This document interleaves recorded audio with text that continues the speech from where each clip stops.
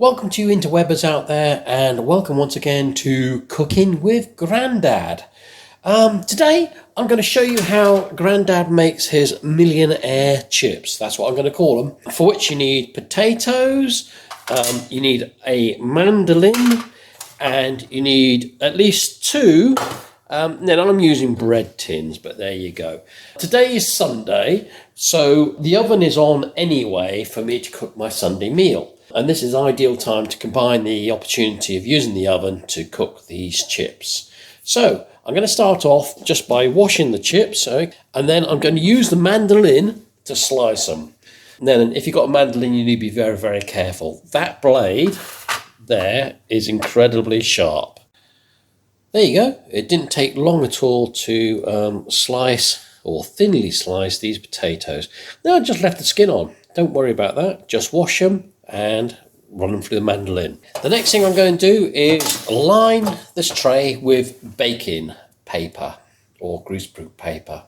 Just get your greaseproof paper and scrunch it up into the ball. Okay, the reason for doing this is then it will easily fit into your tray.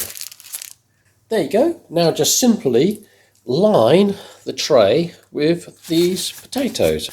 I'll do this off camera and then I'll get back to you.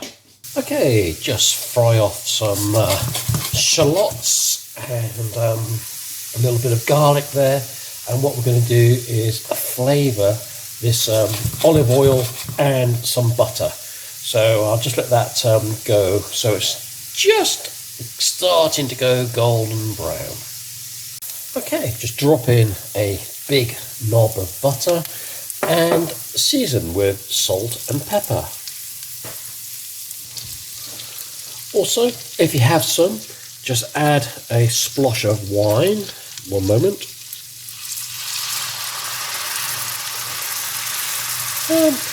Yeah, let's go half a glass. And just let the wine reduce. Oh, just look at that, eh? Now just take this and we'll pour it over the potatoes. Come this way. Pour it on top. That's so. Okay. I'm just going to scrape all that goodness out there and put it on top as well. Ho, ho, ho, ho, ho. Now look at that. Now just fold over the greaseproof paper, and that will protect the potatoes during its cooking process. And then just get another tin that fits inside that lot and give it a good old squash down. There you go, that's it, pressed down.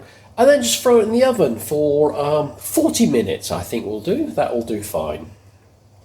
40 minutes in the oven. Take the tray out and squash down as much as you can onto this tray which has got your potatoes in, and that will get all the butter and flavour all between every layer of every potato in there. Put something heavy on top to keep it squashed down there, and just let it go cold. Once cold, you can take it out of there and cut it up, or just put it in the fridge as a block, and then just cook it as I'll show you in another video. Grandad out.